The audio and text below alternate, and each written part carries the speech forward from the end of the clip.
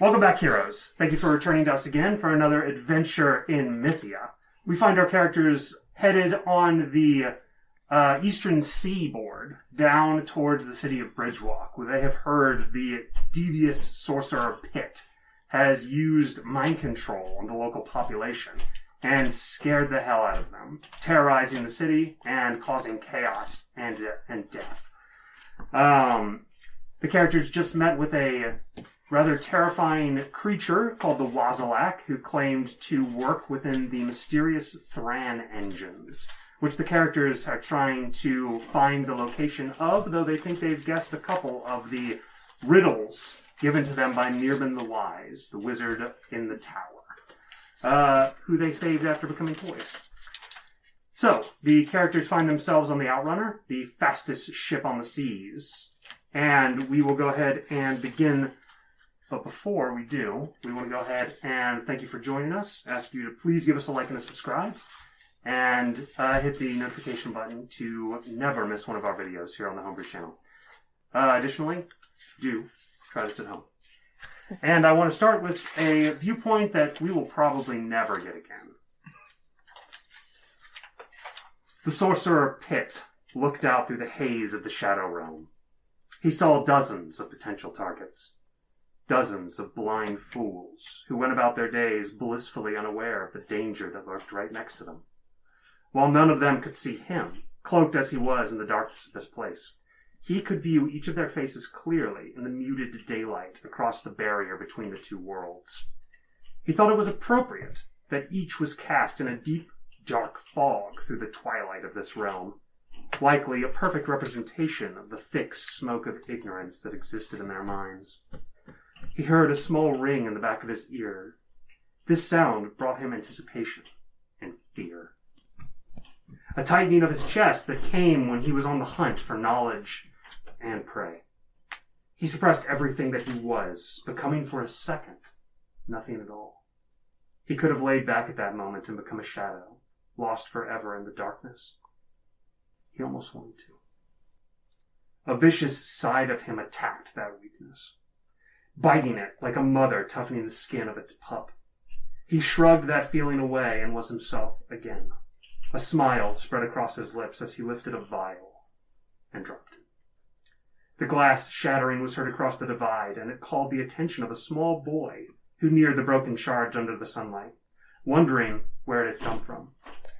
Pitt looked down upon the small human boy, who reminded him of the face he had often seen in the mirrors of his youth. He wanted to reach out and save him, but couldn't. He could only smile and wait. The boy's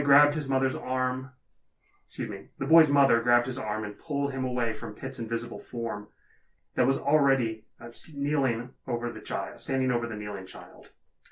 He would be the spreader, and his mother was already infected. The sorcerer looked around. He saw dozens of victims, pawned to his plans full of ignorance, and he felt pity. Pitt turned and climbed aboard his nightmare. Then he was gone.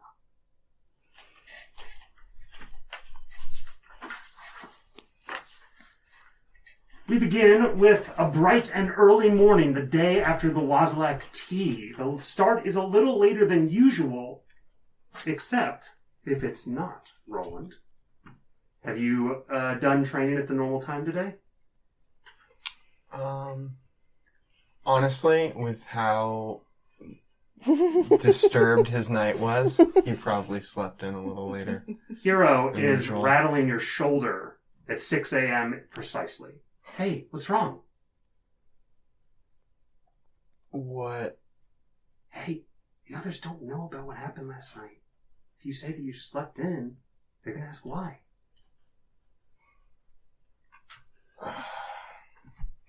He rolls out of bed. What's going on, sleepyhead? Johnny says with a smile. She has her arms akimbo on her sides. She's looking at you with a tight shirt made for working out and a pair of slacks on. Bali is adjacent to her in a much more exercise-based garb. She's got a bandana tied around her head, though it is not the bandana of Talona Finkiller. You guys just go up. I'll be up in a second. You sure? Yeah, I just need some water. All right. Molly's going to turn around. Come on, she says. You hear Jania say, was he drunk? Shadow is going to... adjacent to you. He pushes her head and gets up and starts to put his shirt on. As you push on her, she is going to lift her wing, which is pinned under you, and throw you upwards to stand upright. You wobble a little surprised at the sudden reaction of her, and then you're going to see her go over and slip silently into the water of the ocean beneath you. There is a very thin splash.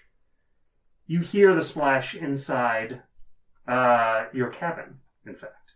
And it's going to wake you with the slight bit of sunlight that's eking through the crack beneath your door. She'll drag herself out. She would plan to drag herself out at the same time as usual. You feel the heaviness of the grogginess that has taken over your mind. But you have long forced yourself to wake up under such circumstances. And you grab Pearl from... Where do you keep Pearl when you sleep? Right next to her. On the table or under your pillow? On the bed next to her. Okay. Tonight, it has awkwardly shifted beneath your weight, and you were actually half laying on it. But your hand was around the hilt when you woke. As you pull yourself up, you hear, Captain, come on, from Dom. She'll call back, I'm coming. She'll prepare herself and holster Pearl. Master, are you awake? Isaac will snap to attention. He was awake, but he was just kind of daydreaming. Master, look at the floor, Prongor says. He has these, short little sleeping pants on and sort of a tan burlap shirt.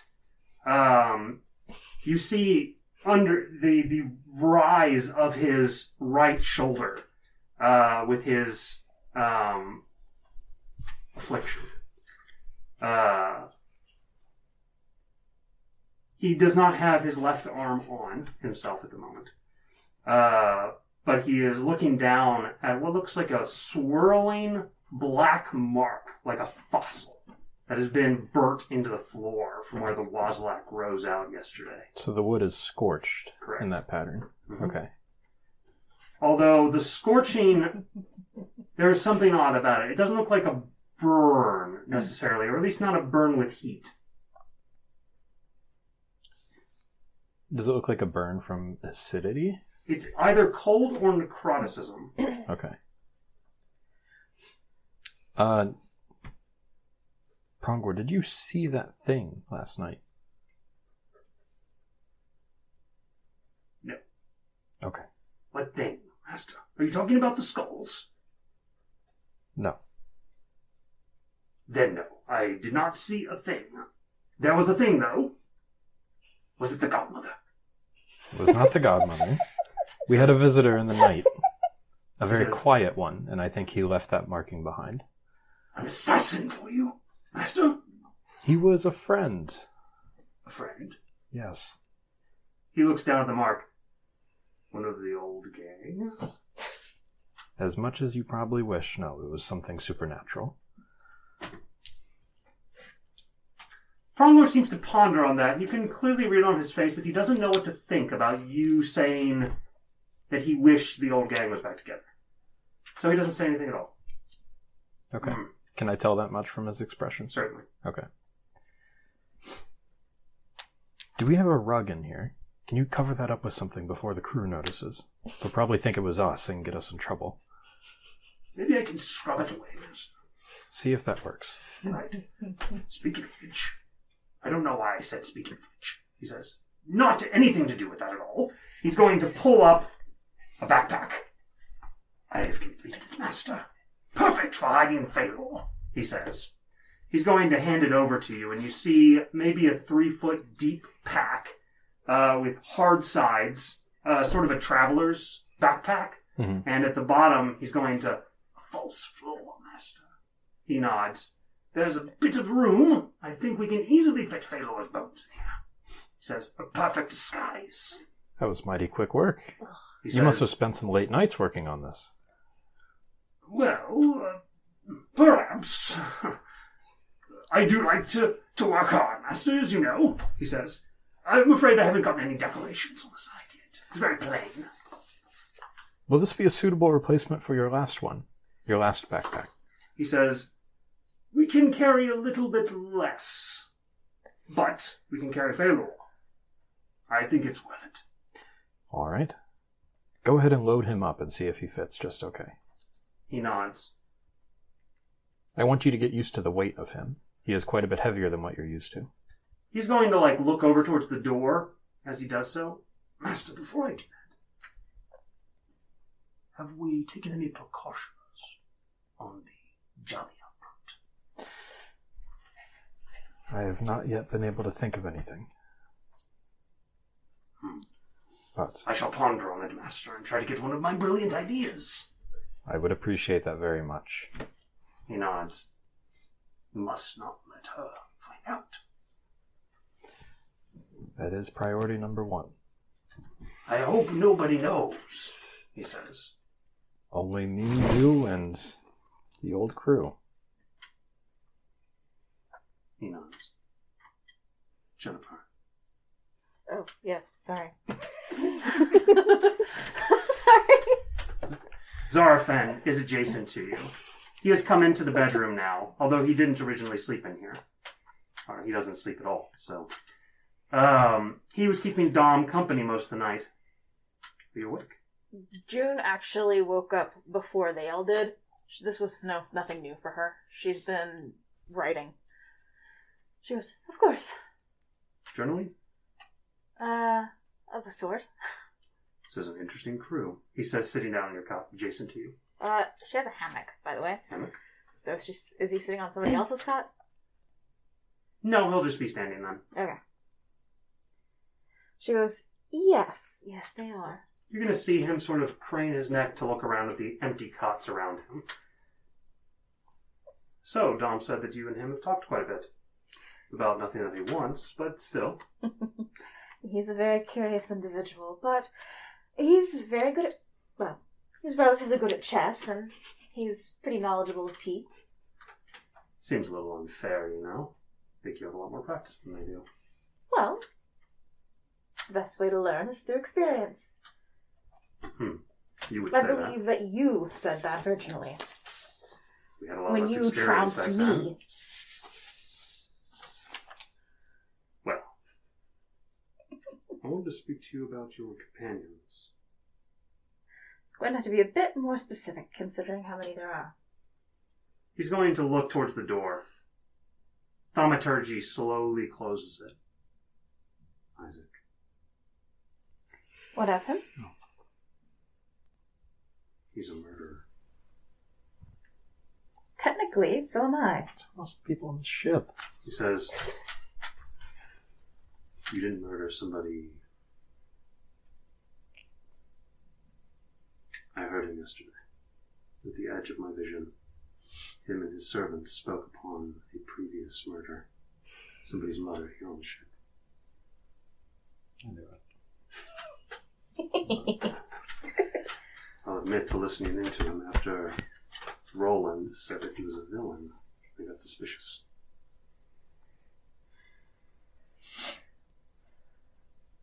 The woman, Johnny. I don't think she has any idea. That could cause difficulties. Additionally, I fear the corrupting influence of the staff of Alton Mansell on him. You know what it is, don't you? Of course I know what it is. And you know who wielded it. I helped you with that bomb, if you don't forget. There have been too many rumors about him taking up the mantle of Bedworth. Rumors are tricky things, dear. They're tricky in that there's always a kernel of truth in them. Perhaps sometimes it's necessary. Do you believe he's actually changed? I'm afraid I don't know him well enough to say, but I do believe I can trust him for the moment at least. Because of the prophecy. Surely he suspects that after the prophecy is over, something bad might happen to him. Possibly. But I believe there's always room for change.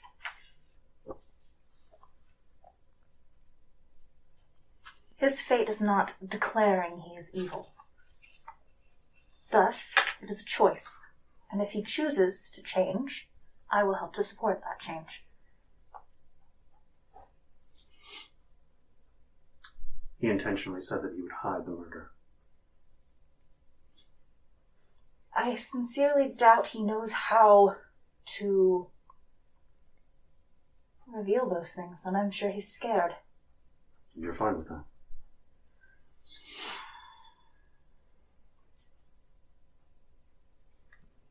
I'm pleased to now know. That way I can at least keep an eye on the situation. Not pleased with the actions. But everybody has a past, right?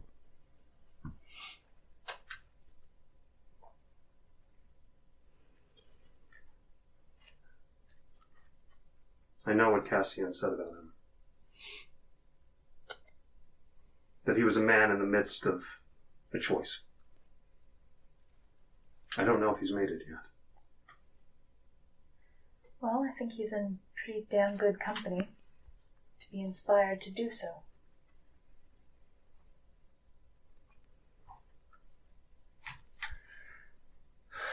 What is he like? He's very smart, clever, and ingenuitive. Though he can be awkward and secretive. I meant what are his hobbies? Oh.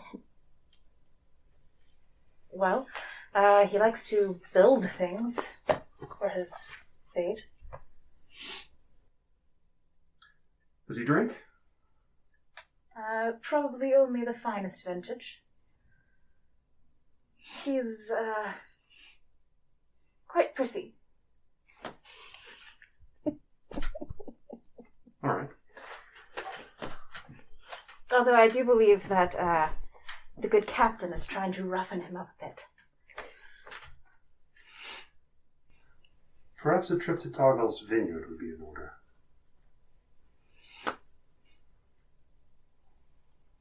You and him alone, or the group in general? I don't think I could afford the group in general. Do we still have the stash of money at the house? Of course. You know I keep it at all the residences. Not sure if this is worth the emergency. Perhaps just me and him. I'd like to see the measure of the man. Be careful. I don't mean for your sake, I meant for his. Oh, I want to be careful for my sake. I'm pretty sure you can handle yourself.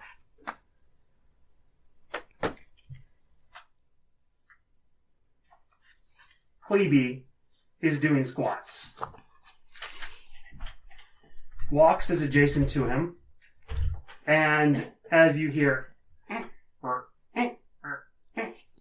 as they both go up and down in opposite time of one another, you see their tiny little bird legs have gained 0 muscle mass. But Clebe and Walks required very little to do squats in the first place, because their squat is about 8 inches. And their little bird weight. As you lead the exercise, you do note that Hero's times have decreased on almost every category by significant margins. And you can see that he is improving. Speaking of improvement, good heroes, our characters have leveled up and are now level 9. So they have gained access to new 3rd level spell slots for the most part, and other wild abilities. So I will go ahead and post their stat blocks here for you to take a look at. And adjacent to them at the moment. Alright.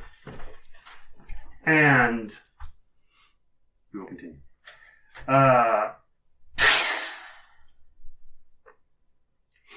Pozix has arrived on the deck of the ship. He looks over at the exercising members of the crew. I seek the one, Juniper, he says. Downstairs. He's going to look around for Euphemia. She'll have her hat on and have stepped out of her cabin at this point, looking a little rough, but up for the day. Captain, may I enter your ship? You have my permission. I think somebody's here to see you. So Brave says at the first thunderbolt. she looks up and she goes, so it would seem. Suddenly, you are going to see Pozix appear in front of you. Greetings, Godmother. Greetings, Pozix. He's going to look over. Do we speak elsewhere? He says, looking at Zarafen. Mm. Yes. Pozix, how are you? Zarafen says. May we speak elsewhere? Right, would you mind going up on deck? He says, yes. Have a good day. Zarafen is going to walk up on top of the deck. June has a amused smile, but she keeps it toned down. You all may roll a DC 22 insight check to determine what Zarafen feels when he comes up on the deck. Isaac, have you left your room? No. Ooh, you might pull it off. 18. Aww. Nope. I couldn't roll it. I would have to crit. What was yours? I have to know. I rolled a 5. Yeah, I don't know what your insight is. Mine's just even plus plus 1. insight. It's still going to be just 10. Yeah, mine's only a plus 1. Okay. No. He comes up with a flat expression on his face. And then he's going to come up towards the exercising crew. This is your training regimen, he says. As he looks at you performing a number of specific maneuvers. Yeah, he still looks exhausted, and he's a little bit out of breath, and he's like, yeah, we do this for 20 minutes or so, and then I fight the girls for a little bit. Would you mind me observing? Yeah, sure.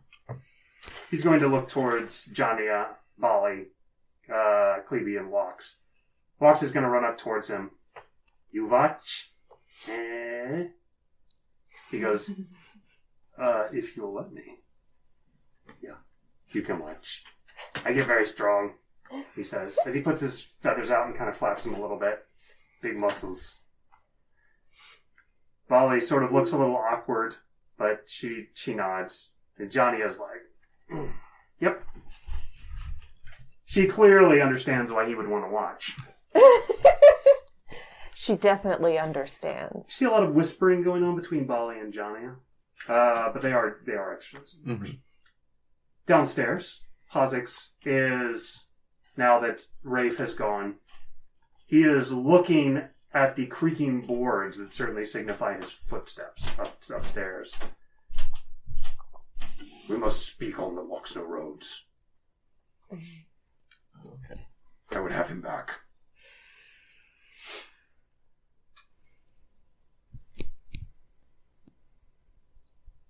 For what purpose exactly? You are unable to provide a time at which he will return to his senses. Therefore, there is no reason for you to keep him. What will you do with him? Destroy him. Then let me keep him. I do not trust you. Why? You are Godmother. And you are a messenger. We have kept our organizations distant for reasons. Throughout history. Can you not remove his ability to move like that? No. What if I make a fate vow to not research it? Would that hold? Unless fate completely breaks. And it is not 100%. If fate breaks, it won't matter if I research it or not.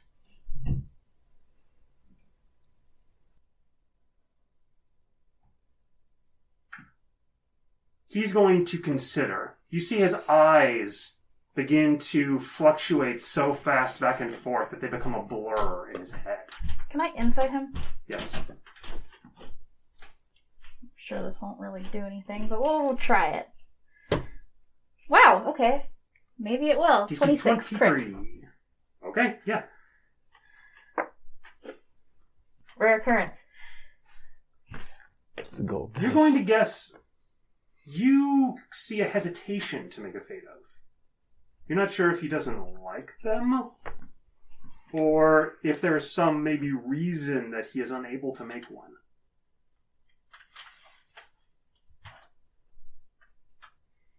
Perhaps there is another way, he says. Another way to gain my trust. She's waiting. Your information proved helpful with the Simeon. You are clearly very knowledgeable and possess extremely competent, powerful companions. She nods. She's waiting for him to get to his point. There is an object the messengers want. It is something that I would discuss with you and the one called Isaac.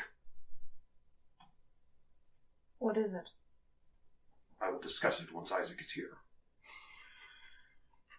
She sighs and says, then wait a moment. She'll walk over and on your door. The door in front of you, without anyone touching it, just kind of like flies open, and his back is turned to you, and he has a tool in his hands, and he's kind of working on something. Isaac, might I have a moment of your time, please? Of course. And he's going to put his stuff down gently and stand up and turn to face you. Thank you. She gestures for you to come. Okay. Good morning, Goblin. Prongor says. Good morning, Prongor. I'll borrow your master for just a moment. I'll return him, I promise. He nods. As you walk out, you're going to see from the two lightning bolts you heard earlier boom through the ship. You were sure that Pozix was here, but he is still here. And he is waiting in the sleeping quarters of the rest of the crew. As you walk in, he is going to stare closes quite the door. hard at you. Behind us, by the way. Okay. Greetings, one called Isaac. Pozix, I've never seen you standing in one place for this long before. This must be important. It is Isaac Crowley, is it not? Yes. Then you are tiefling. Correct. Why are you white? I am ill. You are not an albino. No. Is it the guardian technology in your chest? Yes. You are a relic hunter. You could call me that. That is why I wish to speak to you. With the Godmother. We seek a relic of the Guardians. Something you would know about. I see. This is not one to implant in yourself, he states clearly. It is a panel. One that is found in the Doom Ridge. It is an object that the Messenger Organization seeks in trade for the one called Walks No Roads. Are you wanting back Walks No Roads? They want to destroy Walks. He represents great secrets of the Messengers, if he were to fall into the wrong hands. However, this panel is worth more than his life. And if we get you this panel, we get to keep Walks No Roads. You will have earned my trust and the trust of the Messengers. I see. It is a panel of technology. One from an ancient age, buried half in the earth beneath an ancient necromancer's temple. It screams, painful screams, and there are chaos portals that open around it. We believe that it causes these effects. What could the messengers possibly want to do with an artifact like that? That is our business. He says, almost threateningly. I suppose it is, and Isaac will back off from the subject. What does it do? It does not matter what it does, only what dangers it represents until it is taken from the floor. Then more specifically, what does it do if we remove it to us? Once you remove it from the ground, it will become inert, until placed back in the ground. You only need to destroy its guardians, creatures of chaos, and raise it from the floor of the temple. It is light, only 20 or so kilos. Well, this all sounds reasonable enough to me, but what do you think, Juniper? I think we would have to discuss this with the rest of the crew. I would need to place a time frame on the quest's completion. Otherwise, I cannot be sure you are not stalling. June actually does look vaguely offended at that. You must consider, Godmother. You have an organization that you must take care of, as do I. You must also consider I am attempting to save this world. The messengers have been around through many such apocalyptic times. Never have they ended things. Never I must has maintain the fate secrecy of my broken. organization.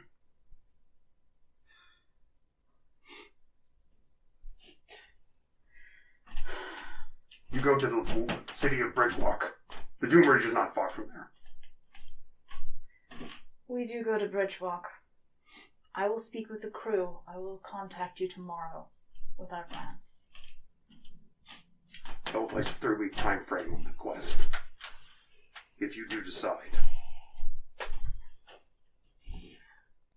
I will contact you tomorrow.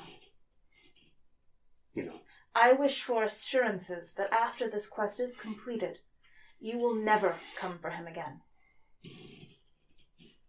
His life is his own. I will draw up a contract. Acceptable. He says, I must deliver the mail. He will zoom back up onto the deck and leave the two of you. What did he ask me if I was? A relic hunter. Relic hunter. Okay. Has Isaac You have heard- no idea what that is. Okay, that's what I figured. June looks over at you. June, do you know what a relic hunter is? The person who seeks out relics of the Guardians. That is a profession that already exists. It's Or not is a it- very widely spread one, and messengers are weird. It's one word for it. We I have wonder- always butted heads, I'm afraid. You and Pozix, or you and the messengers? The latter. I see. I guess with your mirrors and other such magical devices, you godmothers don't have much need for the messengers, do you? We do employ them, but not for our private business, no. When two very secretive organizations come head to head, we don't usually get along very well. Have they been around for as long as you have? For as long as the Godmothers? No. Yes. Oh. Well, I wonder how much Pozix knows about this temple and its guardians that he has not. Shared? Yes. I'll have to ask my own people as well. I've, of course, been through the Doom Ridge, but it's been quite a few years since I bothered. I will begin making preparations. Thank you. Isaac will walk back out of the room. Does Isaac know anything about the Dune Ridge or Doom Ridge? Doom Ridge. You absolutely know a ton about the Doom Ridge. Okay. The Doom Ridge foothills are south of Bridgewalk, south of the the Sky Range, and it is a large hilly region of blackened land. You could think of it a lot like Mordor. Mm-hmm. And it would be north of what Juniper has described as the Feyvale. And it is considered a region that is off limits to civilized folk. It is a land dotted with the temples and castles of would-be conquerors and necromancers. The land is somewhat fated in certain parts to protect secrets and protect those who do evil. And so despots and tyrants and people who have not been accepted in normal society often will go there and create armies, raise dead from past battles. Necromancers and vampires, it's rumored in the past, have taken up residence in the area. In the modern age, there are a couple of individuals that you've had some small business with, mostly trade and magical goods. And there aren't any, like, Khaled the Conquerors who live there or anything anymore, but there used to be. It's by normal people, they would consider it a blackened land that's unable to be walked upon for fear of your skin rotting off and you die. Okay. But mostly it's just a place that most people who don't accept civilization and its normal rules go to live. So it's fairly lawless. Yes, Okay. a wild land. How far is it from Bridgewalk? It's that gray area below the mountains there, just below Bridgewalk on the eastern side of the map. Mm. So, Daniel, just now, the way you kept glancing at Juniper, the way Pozix kept glancing at Juniper while talking, I wish I could give you inspiration for that shit. That was fantastic. That was the best performance you've given. Where I was totally believing us like, this dude hates her. He has so much contempt for her. That's hilarious. That's fair. I was like, I feel like I need to leave the room right now. I feel uncomfortable by this. Euphemia, as you are handed the letter, Dom is going to approach you as you're reading it. Excuse me, Captain. I don't Yes. mean to interrupt your letter, but I didn't want to speak to you before I hit the sack, so to speak. Let's go back to my cabin, she says. As you walk inside, he's going to...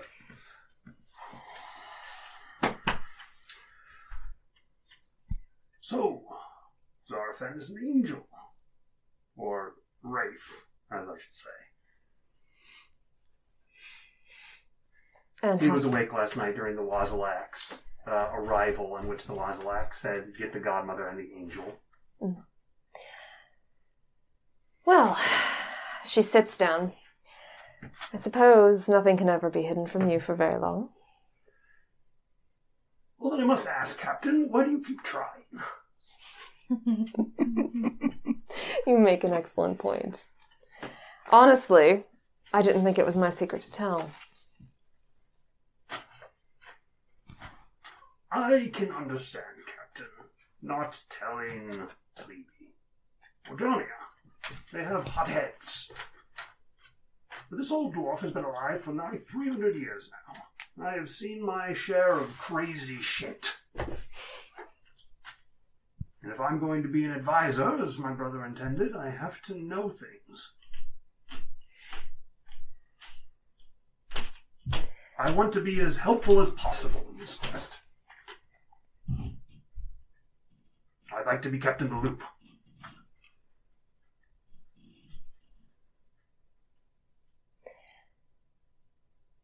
Maybe I haven't done right by you, Dom.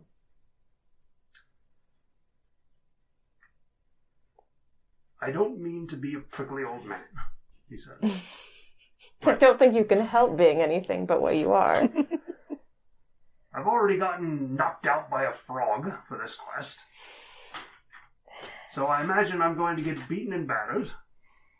You deserve to know what you're doing it for. I know what we're doing it for. I'm telling you that I believe in it and want to help. I didn't think there could be something that I would get involved in this late in the game that I would think is as important as my brother's kingdom. I know. Frankly, nor did I. But fate is a cruel bitch. So, here we are. Isn't it funny? Fate can be so horrible, and yet we're working so desperately to save it. Hilarious.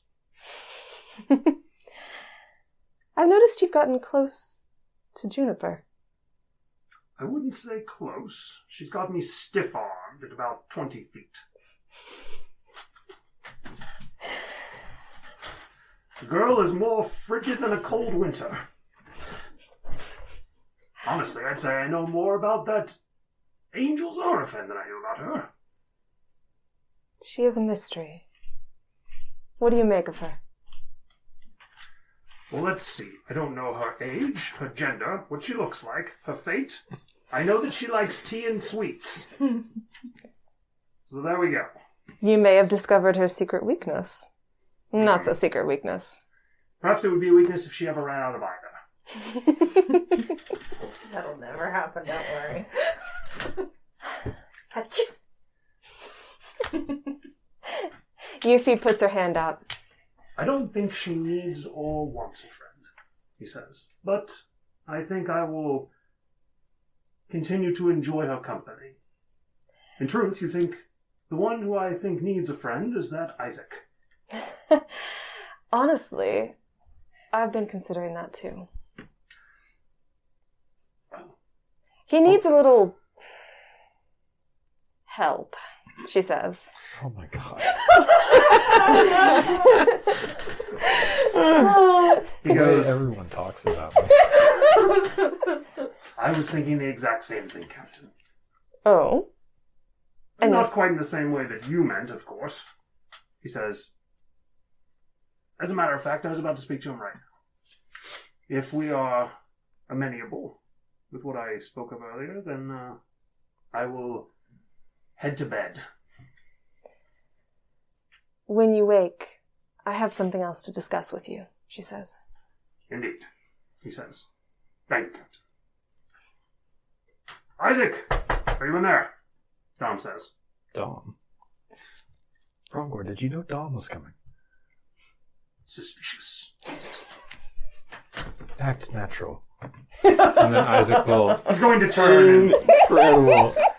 Isaac will, flick his hand and the door, swings open. And he says, Dom, come in, take a seat. I'm surprised to see you awake at this hour. You see he has a tiny kit in his hand. It looks like a leather toolkit. Okay. Isaac, I figured I'd find you fiddling with some bits. I wanted to come in and offer my services. In fact, I know that you may not know this, but my father was a clockmaker and pendulum. Oh, really? I am most keen on tiny gears and bits, and I wanted to offer my hands and services on any projects that you might have. Perhaps repairing those two clanking monstrosities you brought back from Mirben's tower.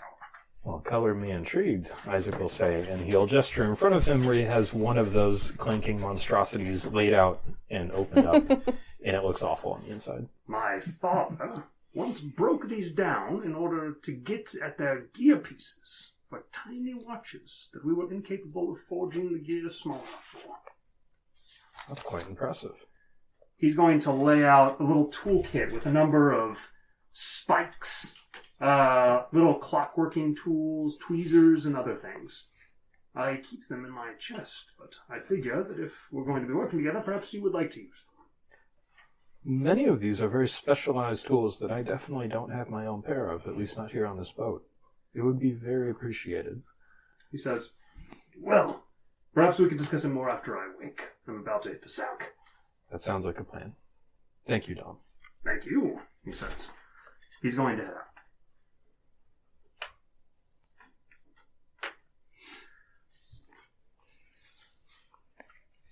I guess I'll just leave my door open. If anyone else shows up.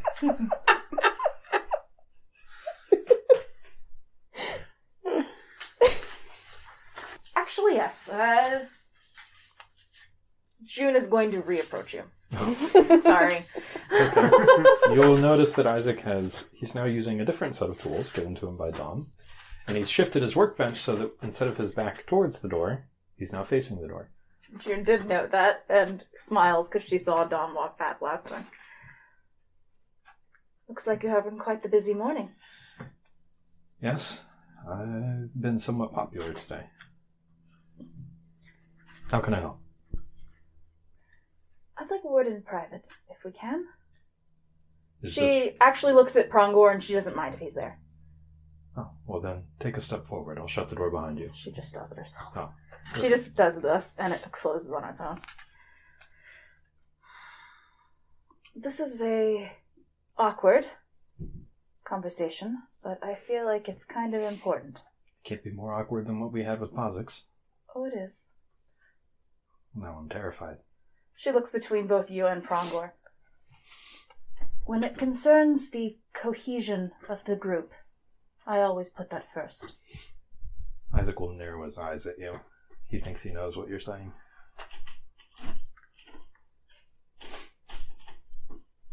What are you getting at?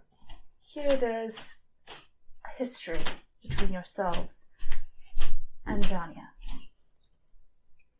So you figured out what happened. I don't know what happened exactly. I wanted to hear it from you. I believe everybody has the right to give their side of the story, and I would like to hear it. Well, there's no point in lying to you. But before I do, tell me, how did you find out?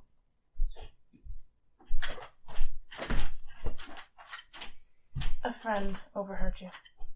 An angel overheard me. Yes. The staff is going to send dark waves in your direction. June actually then looks at the staff and she goes, and once I figured out what that was, I also recognize what it is. And who it belonged to. Your friend seems to have taken a great interest in it ever since he showed up. He has reason to be worried about that particular artifact and its owner. I think there may be more to it that you all are privy to that I'm not.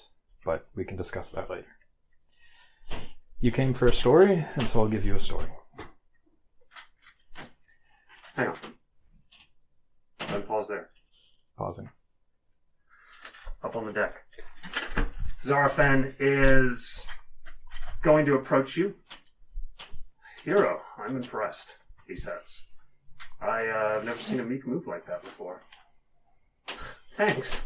I really appreciate it, he says. Roland, I was hoping I had some interest in concocting let's call it a hero training regimen. I was hoping you might be able to help me. Yeah, I mean, I think Harper might be better suited for that. You're much easier to work with, he says, putting his hand on your shoulder. He immediately, kind of smiles a little bit. It's like, yeah, I can kind of see that. So, as you know, I often patronize. I often sponsor heroes around the world, would-be capable fighters for the side of good. And I've been working for perhaps a decade or so on sort of the perfect exercise routine. If you'll let me watch in on your training, perhaps I can gain some more tips to add to my regimen. Yeah. Excellent. Yeah, I mean, I honestly, Bali and Johnny have, I wrote down a routine for them, too, so there's, a rough draft of what we're doing up here already written. I'd love to see your work. Yeah, I mean, Bali, Johnny, where's your workout book? They're gonna go over. Johnny will get hers, and it's a bunch of scribbly nonsense. But Bali's is very neat and organized. He looked for 1 second and hands Johnny back hers. And It's like a drawing of a chop and squat. And it's just random doodles. Alright, and you share with him your previous ideas. Yeah, he hands it back and says, "Yeah, when we were at Mirvin's, I had them doing this while I was gone. This is just kind of the basic, without instructor stuff that anybody can do." Great, this will work wonderfully. So, let's jump on that. June actually holds up her hand and she goes, a moment, and she's going to use a wish point to make it so that nobody else could see or hear, including Zarafen. Alright, do not lose a wish point, but gain one. Okay. Yay! You've gained 2. I already did that. I was about You've to do the gained same 2 thing. since the start of the session. Oh, 2 For more? inspiration, yeah. Oh, cool. Thank you. Okay. Isaac will watch what you're doing and say, "Oh, you saved me the trouble. I was about to do the same thing." Although I'm sure yours is a bit more potent than my magics. Mine takes certain people into account. Good. She Isaac, does look between you and Prongor. Isaac will put down his tools and gesture for you to take a seat. There's another seat opposite him at the June workbench. snaps and a cushy, fluffy chair pops into existence and she sits down into it. You keep making me laugh, but like I'm trying to be serious. It has ruffles, by the way. Of course, Juniper also sees the fossilized burn in the floor, reminiscent of the one that appeared in your pantry long ago. I see that's where he came in. Yes, it was quite the startle in the middle of the night. I didn't recognize him immediately. Yes, that is always bracing. Okay. Isaac is not laughing at any of this, by the way. Okay, so Isaac will take off his hood and kind of put his hands on his bench, and you see his face go dark. Red or white eyes? White. Back in my younger days in Selnox, I was running with a crew not quite as prestigious or good-natured as this one. We went into a neighborhood with the intent of taking the territory for ourselves. There's one family in particular that put up some resistance, and a man under my command killed the woman in the household out of anger and lack of self-control. It was an accident. We were not supposed to kill anyone that night. Just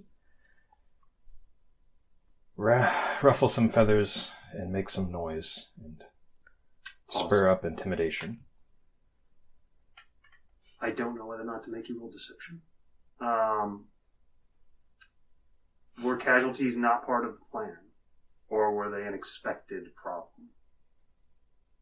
Casualties were not part of the plan. I don't remember you specifying that when we played it. I remember you allowing them to spread out and never saying anything about casualties. Okay, so let's back up. In fact, I remember a woman begging you to live, and you told your guy to snap her neck.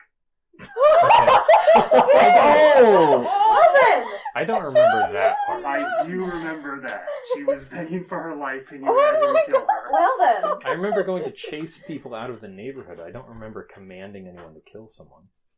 You did. Okay. Well, then let's back up. This could be Isaac's selective memory.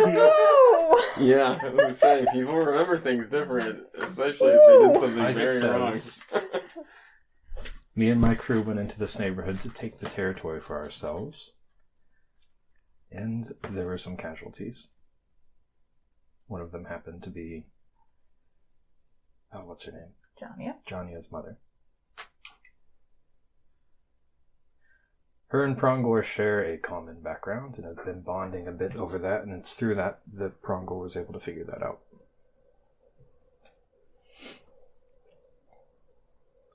Clearly, I have not told anybody yet, because I know that if I do, I will be ejected straight off the back of this ship. Mm-hmm. Yes, that's probably accurate. And I guessed as much. So while it was not by my hand directly, I am definitely responsible for it. It is the same individual who performed the act that I plan on seeing once we get to Bridgewalk, as a matter of fact. May I ask why? He claims he has something to deliver to me. Some sort of magical item that they've come across and want to give to me. I don't know much more than that. What are your intentions after this is over? If you don't mind my asking. After this prophecy is fulfilled. Before this prophecy even came to my attention, I was attempting to learn to be a better person. Cassian and Prongor can attest to that. It is not this prophecy that spurred me to change my ways, it just happened to align with it. Once this prophecy is over, I plan to continue walking that path if possible. May I insight you? Yep.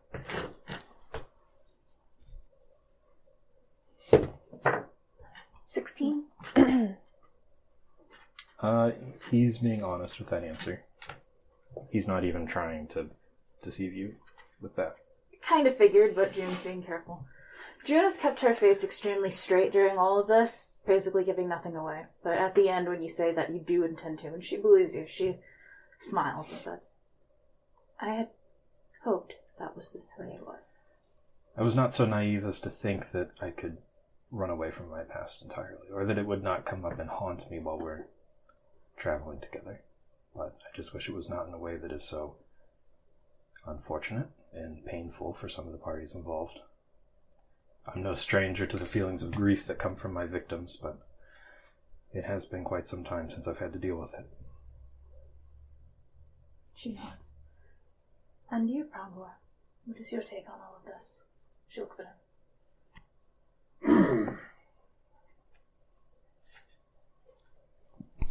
He's going to shrug a little awkwardly. Selenox is a difficult place to live. My arm can attest to that. Sometimes you must be strong, or you will be dead. That's all I have to say.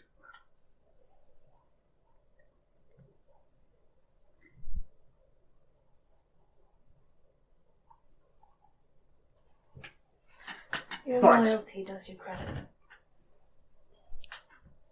I have thought of something else I would like to say. June does chuckle slightly and she clears her face. Yes. At my lowest point, when I had recently lost my arm in a botched surgery, and I had no more money with which to pay the sharks on a small, insignificant loan, and they were going to butcher me in an alleyway.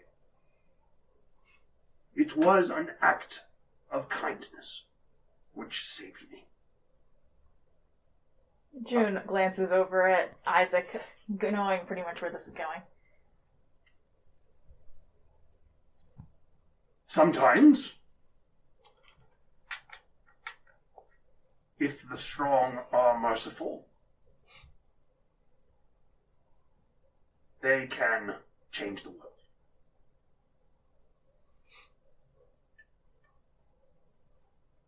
You're lucky to have such a faithful friend. Prongor's going to kind of like,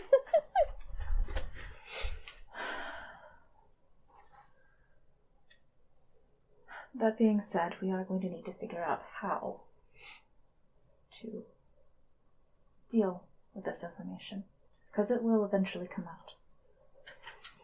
Me and Prongor are close, but sometimes I think the captain and her crew are even closer. It's a delicate subject, and I don't think it will go over easy. I agree. I've been racking my brain the past few nights trying to think of when would be best to bring this to light so that we can bring it behind us. But I'm yet to think of anything. I believe that you should go through Captain Euphemia. I believe you should use her as an intermediary. Are you sure that's wise? Not entirely, but... I fear that she would be as angry as Johnny. Oh, she will be. I fear that I would probably be killed on the spot, Juniper. She goes,